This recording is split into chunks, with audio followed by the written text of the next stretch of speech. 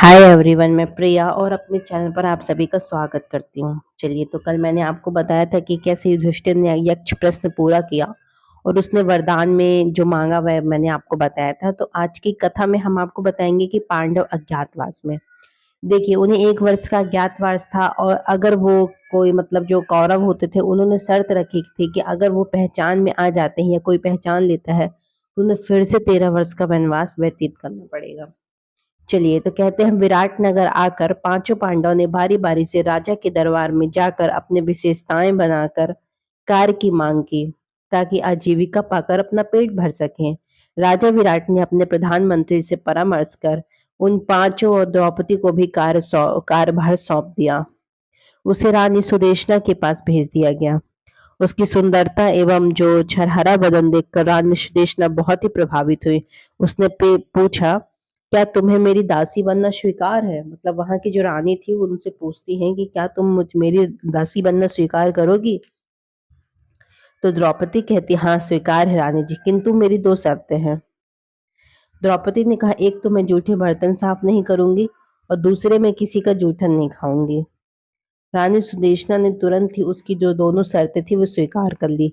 इस प्रकार जो द्रौपदी महारानी की मतलब सेविका के रूप में वहां पे मानो तो नियुक्त हो गई। अब वहां पे देखिए क्या होता है। महारानी सुदेशना के भाई का नाम था कीचक।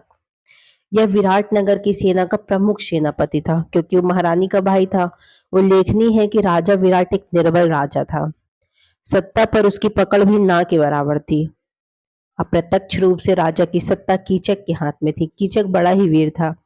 एक बार कीचक अपनी बहन महारानी सुदेशना से मिलने उसके महल में आया और उसकी जब नजर द्रौपदी पर पड़ी तो वह देखते ही उस पर मोहित हो गया।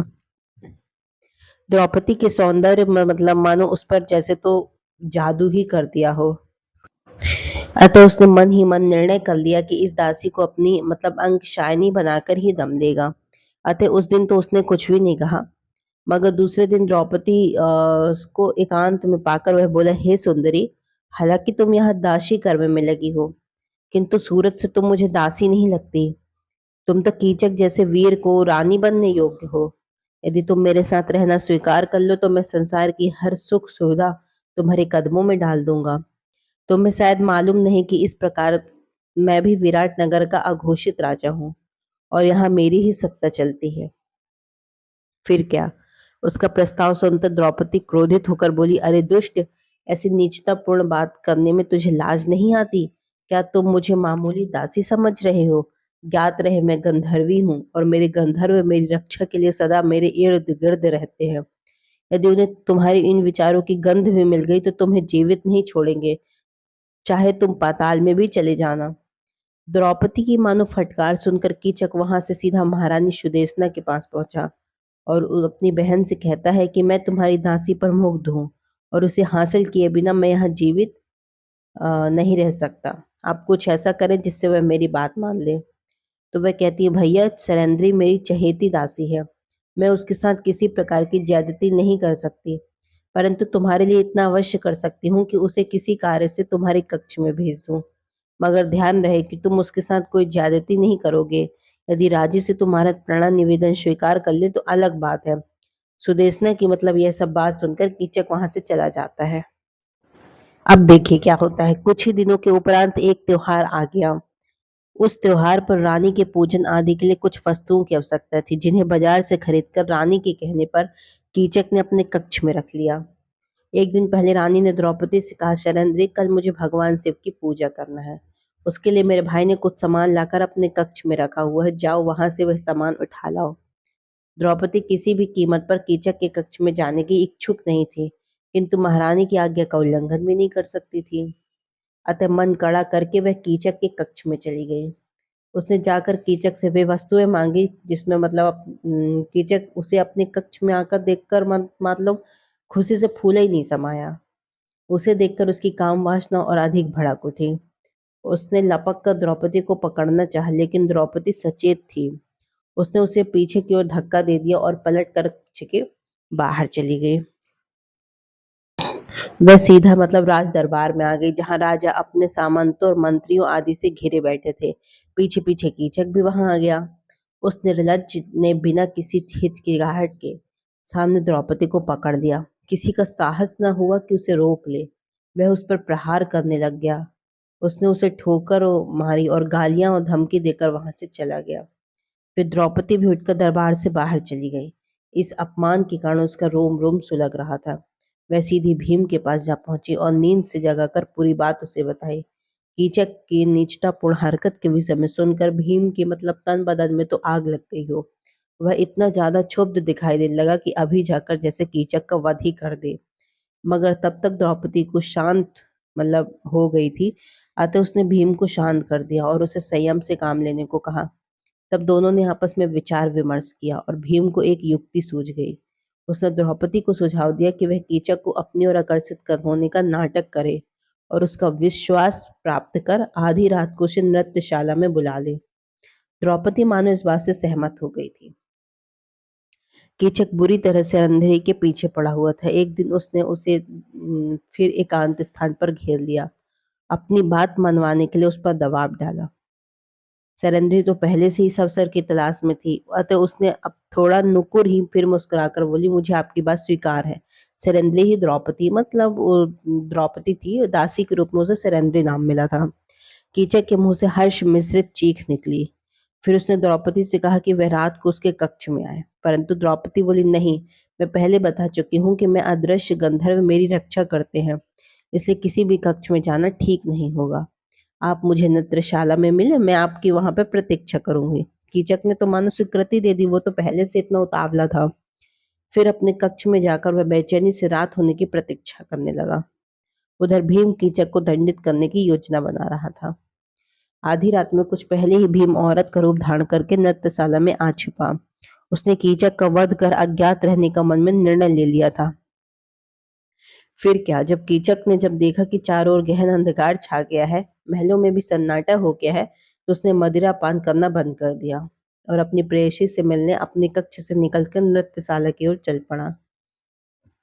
लड़खड़ाते कदमों से वह नृत्यशाला में दाखिल हुआ और वहां शरंद्री के वस्त्र धारण किए एक स्त्री को देखकर अति प्रसन्न हुआ और नशे में धुत होने के कारण वह भीम के डील डोल को देखकर भी सचेत न हुआ और उसे शरंद्री समझकर आलिंगन करने के लिए अपने दोनों हाथ फैलाकर मतलब उसकी ओर बढ़ा। भीम तो पहले से इस इंतजार में मतलब बैठा हुआ था। जो ही हाथ फैलाया कीचक उसकी ओर बढ़ा। भीम ने आगे बढ़कर उसकी बाहों में उठाकर धरती पर पटक दिया। कीचक मानो तो भयभीत हो गया कि सैरंद्री इस प्रकार आक्रमण कर सकती है, उसे विश्वास ही नहीं हुआ। जब आंखें फाड़ कर उसने भीम का चेहरा देखा तो काल रूप को अपने सीने में सवार देखकर उसकी आंखें फटी की फटी रह गई। भय और आश्चर्य मिश्रित एक चीख उसके कंठ से उभरी, किंतु ओंठों को पार न कर सकी। अपने लौ हस्त से भीम ने एक झटके से अपनी गर्दन पकड़कर उसका टेटुआ दबा दिया। पलक झपकते ही उसका शरीर तड़प तड़प कर शांत हो गया। इस कार्य के संपन्न होते ही भीम नृत्यशाला से निकलकर अपने कक्ष की ओर बढ़ गया। अगले दिन जब प्रातःकाल कीचक की मृत्यु का पता चलता है तो देखते ही देखते यह खबर पूरे राज्य में फैल गई। किसी ने सेनापति कीचक की हत्या कर दी, किंतु हत्या करने वाले के विषय में तो अब किसी को कुछ भी नहीं पता चला। पूरे विराट नगर में रहस्य केवल दो ही लोग जानते थे, एक भीम, एक दूसरे द्रौपदी। भाई की मृत्यु की खबर पाते ही रानी सुदेशना दौड़ती हुई नृत्यशाला में आई और अपने भाई का भयानक चेहरा देखकर स्तब्ध ही खड़ी रह गई। महाराज विराट भी स्तब्ध थे। वे जानते थे कि कीचक की अनुपस्थिति में उनका राज्य असुरक्षित था। कुछ देर बाद रानी वापस अपने महल में लौट आई और उसने फौरन ही सरेंद्र को तलब किया। सरेंद्री आई तो उसने कीचक के हत्यारे के विषय में पूछा। वह बोली, उनके हत्यारे के विषय में मैं तो नहीं जानती, किंतु मैंने आपके भाई को पहले ही सचेत कर दिया था कि मैं अदृश्य गंधर्व द्वारा सुरक्षित रहती हूँ, इसलिए मेरी ओर कुदृष्टि डालने मुझे नुकसान पहुंचाने की चेष्टा न करे। परंतु उन्होंने नहीं माना। उस दिन उन्होंने पहले मेरे साथ ज्यादती करने की चेष्टा की और उसने असफल रहने से मुझे भरे दरबार में ठोकरें मारी। हो सकता है कि इससे मेरे गंधर्व कुपित हो गए हों और आपके भाई का वध कर डाला हो। फिर क्या, सरेंद्र की बात सुनकर रानी भयभीत हो उठी। वह बोली, तब तो यह भी संभव है कि किसी बात से रुष्ट होकर तुम्हारे गंधर्व हमें भी हानि पहुंचा दे। इसलिए मेरी तुमसे करबद्ध प्रार्थना है कि तुम तत्काल हमारे महल से चली जाओ और अपने लिए कहीं और काम ढूंढ लो। कुछ क्षणों तक द्रौपदी शांत खड़ी रही, फिर बोली, आपकी आज्ञा। सिर आंखों पर सरायनी जी। परंतु किसी दूसरी जगह काम ढूँढने में मैं 13 दिनों का समय देने की प्रार्थना करती हूँ। उसके बाद मैं आपका महल छोड़कर चली जाऊँगी। रानी के भय का आलम यह था कि सैरंध्री की इच्छा के विरुद्ध नहीं जाना चाहती थी। उसे डर था कि कहीं उसके जो गंधर्व थे वो फिर से ना नाराज़ हो जाएँ। तो इस तरह मतलब जो कीचक का वध हो जाता है विराटनगर के मतलब साले का कह सकते हैं। और इस तरह उनका जो अज्ञातवास रहता है वो मतलब लगभग कंप्लीट ही होने वाला रहता है। इस पर मतलब जो दुर्योधन रहते हैं वो शकुनी रहते हैं, तो वो ढूँढने का प्रयास करते हैं कि पांडव आखिर कहाँ पर हैं। तो वो हम आपको अगली कथा जो है दूसरे वीडियो में बताएँगे दोस्तों, नेक्स्ट वीडियो में। चलिए, तो आप यहाँ पे मैंने आपको बताया कि कैसे मतलब विराटनगर में जो पांडव रहते हैं, द्रौपदी का अज्ञातवास पूरा हो जाता है। कुछ समय बचा रहता है, वो मैं आपको कल बताऊँगी।